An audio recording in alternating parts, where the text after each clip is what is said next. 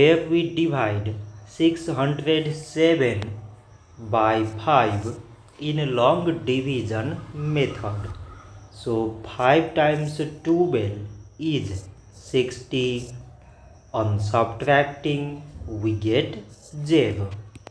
So now we put down this 7 and 5 times 1 is 5. On subtracting we get 2. So now we have no any other number to put it down. So we take here decimal so that we put 0. So it is 20 and 5 times 4 is 20.